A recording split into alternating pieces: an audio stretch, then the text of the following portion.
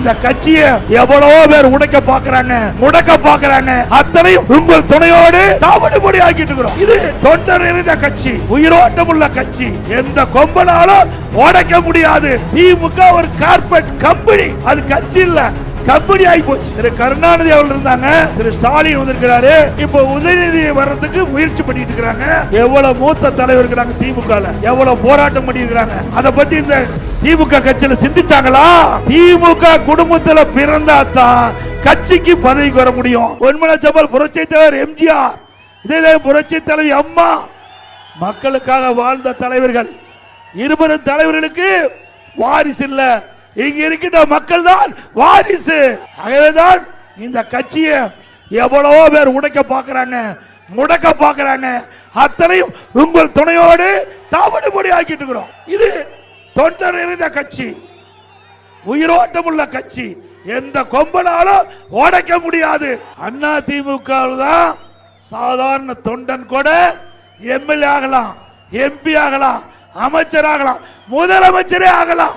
அண்ணா திமுக ஆட்சியில் தான் தொண்டன் இன்றைக்கு கட்சிக்கு பொதுச் செயலாளராக முடியும்.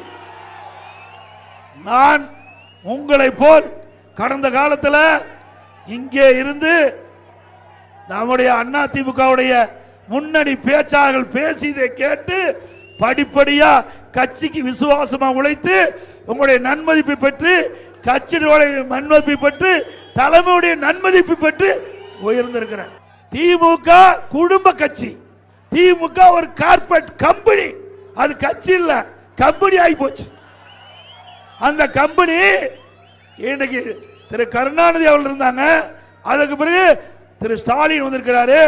இப்போ உதயநிதி வர்றதுக்கு முயற்சி பண்ணிட்டு இருக்கிறாங்க. அவரை முத இளநிலை திமுக இளநிலை செயலராக்குனாங்க, அப்புறம் எம்எல்ஏ ஆக்குனாங்க, அப்புறம் அமைச்சர் ஆக்குனாங்க, இப்போ துணை முதலமைச்சர் ஆக்கியிருக்கிறாங்க. ஏங்க இந்த பகுதியில் எவ்வளவு மூத்த தலைவர் இருக்கிறாங்க, திமுக எவ்வளவு போராட்டம் பண்ணி இருக்கிறாங்க.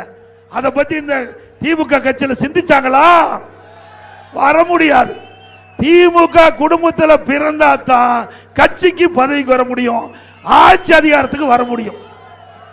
இப்படி ஒரு வார்த்தையாவது திரு ஸ்டாலின் அவர்கள், எனக்கு பின்னால் திமுக கட்சிக்கு உழைத்தவர்கள் இந்த உயர்ந்த அதிகார பதவிக்கு வர முடியும் என்று பேச முடியுமா?